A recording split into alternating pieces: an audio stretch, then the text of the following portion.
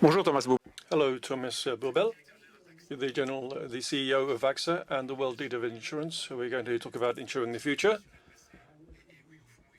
You have to insure the past, of course, also. And before we talk about the future, we're going to talk about what has happened over the last few months, which is going to have considerable consequences, of course, in the future due to the COVID crisis. Do you consider that you have out to the most difficult part of the crisis in a stronger position than before or not? This crisis is extremely virulent for the whole economy because we didn't expect such a virulence, such a speed and such a scale of this crisis, and we were all surprised by this. By definition, we don't have a plan when there's a crisis. You have to act very quickly. Nobody had expected this crisis. Nobody had expected this. And this is why, if I look at what we have done in the different economies, particularly in France, in our sector, we have provided a lot of help. 3.2 billion euros of assets have been made available to companies and individuals by the insurance sector in France. I don't know many other sectors that have made that same commitment. Do you consider that you come out of this crisis stronger or weaker? I believe that in terms of our positioning, we are stronger because we have shown as an industry, and also AXA certainly, that we are capable of managing this crisis. We immediately took action very quickly. We made sure our employees were made safe. Everybody was working from home. We continued providing customer service. We had to be capable of reimbursing sickness benefits and providing coverage of losses. Of course, we took action very quickly there. Clearly, we did suffer to some extent from a reputation which was not up to what should have been expected. And if we could say so, we need to look at what happened in that area. Very clearly, we had to do two things differently. First of all, we should have taken action much more quickly at the beginning because we're all very surprised. But I can say that the focus we now have on the recovery was very quick. And I think the second subject where we could have improved, if we're measuring the scale of this crisis, insurance companies like to rely on the legal context. Here, very clearly, there was a demand from the sector which was much larger than just to look at the legal context only. So you mean you took refuge in a conventional and classic and very professional attitude? Of course, I have my clauses, my contracts, law is on my side, and perhaps you didn't realize that there was a way that had gone over that. This is a standard reaction from any insurance company. You have to react in this way because we are managing insurance companies' premiums on behalf of the insurers. We have to deal with all of the insurers in the same way. That's the normal approach. And we very quickly realized that the crisis was much bigger than normal, and the expectations were much greater, and the demands were much greater. That's why very quickly we moved on to a completely different scale, 3.2 billion euros of support to say we are here and we are helping. We saw this reputational crisis which rose not only for you but also for the other insurance companies. This reputational crisis arose because some of your competitors created false cracks in this protection system you just mentioned. They said we are going to anticipate some reimbursements and we are going to do what others have not doing. Did that hurt you? Each company wanted to take action to help their customers, and I'm talking about the whole sector, of course. And in reality, we had a starting point which was very different. The business models were very different, and each company tried to find the best way of helping. I think that's perfectly normal. This is what I'm saying. We all contributed. We all did something. I think that's the most important thing. And from this recent past, before we talk about the future, are there any conflicts or disputes that have not been settled yet? Yes, we do. But we have to be clear about what we are talking about. Let me take the example of AXA France. We have 5 million customers, 350,000 SMEs that we insure. We focused on the discussion on the restaurant sector. And in AXA, that is 20,000 customers. There is a very small minority of these restaurants who decided to talk to the media. I think we shouldn't lose sight of the balance. But are there disputes still underway? Yes. Yes, obviously, because, again, there was a very small minority, a small minority of our contracts which were not clear. And here we are looking for dialogue with customers, but we've sorted out most of the problems. We had a few other issues still to deal with, and we aim to do that as quickly as possible. Have you given instructions to your teams to sort this out as quickly as possible? Yes, the instructions are very clear. As I said, with 2/3 of the restaurants, we found the right solution, and the customers are happy. And I was working on this morning, in fact, with a major customer to find the right solution. And my aim is to finish this before the holidays. In your business, as an insurer, there's one very important sector, which is you have to be able to simulate crisis, try to imagine what's going to happen in the future, to be able to calibrate and adjust your premiums and your risks for you. This crisis, was it impossible to simulate or anticipate? This is interesting. I'm going back to the documents, gone back to the documents in the sector. I found the pandemic mentioned for the first time in 2007. In context as a chief risk officer. And also, obviously, you do include pandemics in your models. But here we had a pandemic which was caused a complete closing down of the company. It was a lockdown that surprised you? No, the pandemic was part of your risk. Yes, absolutely. But the total shutting down of society, of the economy, the lockdown, this is a systemic risk because everybody is affected. And the insurance, as part of its character, is that you have 10 people. If one person is in a bad situation, the 9 others help the other person. If 10 people out of 10 are in a bad situation, you have a systemic problem. And how do you deal with that? Well, we are thinking in the future where we could have a new system which would be very much focused on pandemics and which would be able to cover this. And this is what I was saying earlier. We very quickly reacted to recover, and we started to work with the stakeholders to propose a new form of pandemic coverage, very much linked to the existing system for the natural disasters. And this concrete proposal is already under discussion. It's a pandemic contract? No, it's a public-private system which is based on accumulating premiums for several years when the situation is good, to be able to pay out when the situation is bad. Is that underway? Is this going to be put in place? Yes. Well, yes, but of course the government has to work with us as well. But I hope that the changes we are seeing today will not have a negative impact on the desire of the government to work with us in this area. All of these factors have also changed the way you run your company, I'm sure. A few days ago, you revealed your reason for being, and your reason for being is to act for human progress, protecting that which is the most important. I believe, maybe rather wrongly, I thought you were there to protect, and you say you are there to protect by taking action. What is that difference?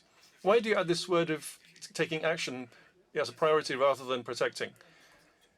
Insurance has 3 assets. First of all, we protect. We cover you in the case of a loss. That's your mission, yes. But this protection also helps you to make progress in an individual way, but also in a collective way.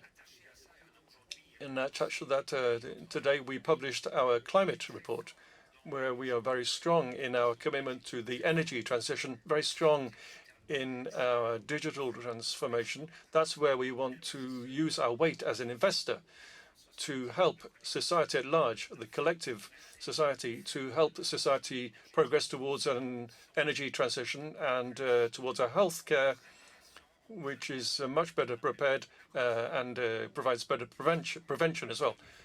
Talking about action before protecting, maybe that wasn't easy to do as an insurer. No, you're right.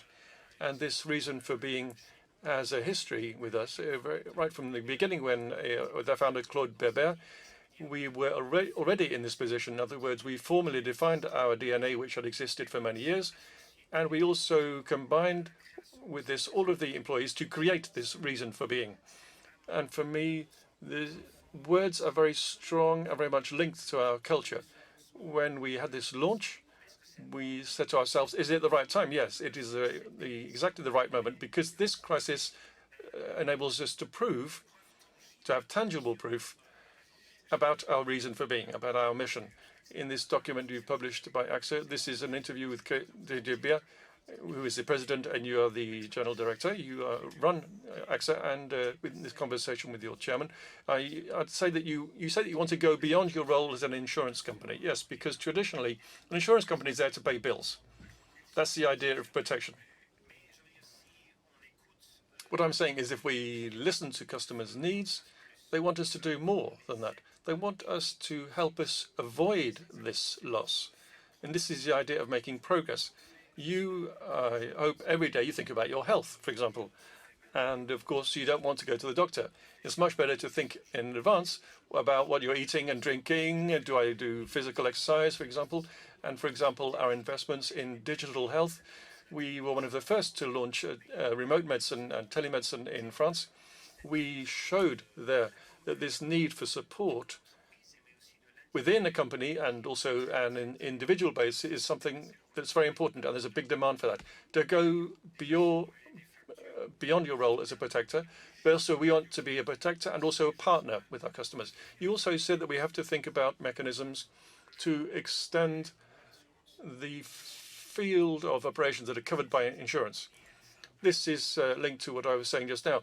The investment coverage is a risk, and you pay for the loss.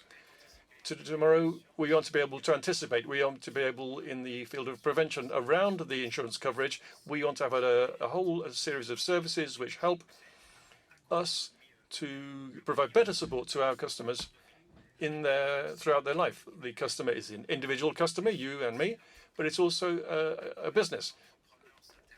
What is a businessman interested in? They're interested in their risk situation and in what they can do to mitigate, to reduce their risk.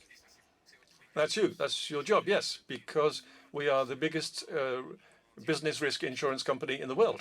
Who else is going to do that? We'll talk about entrepreneurial risk. We'll also talk about individual risk. Entrepreneurial risk has changed in nature as well. We talked about the lockdown. I'm also thinking about cyber risk. Everything to do with digital cyber attacks and the incredible vulnerability of the networks. Is this something that is also changing the way you're running the company?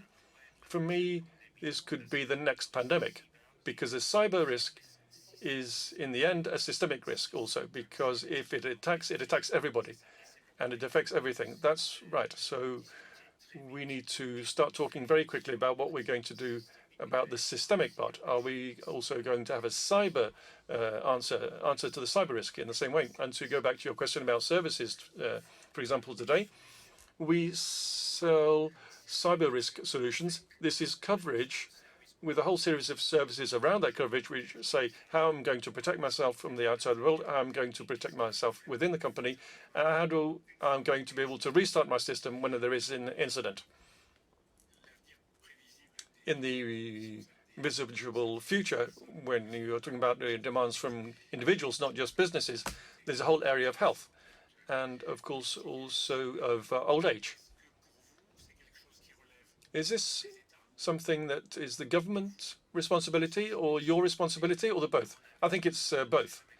I've never understood really this discussion which says that health should be private or public. In the end, the question is how can we work together to solve problems more effectively?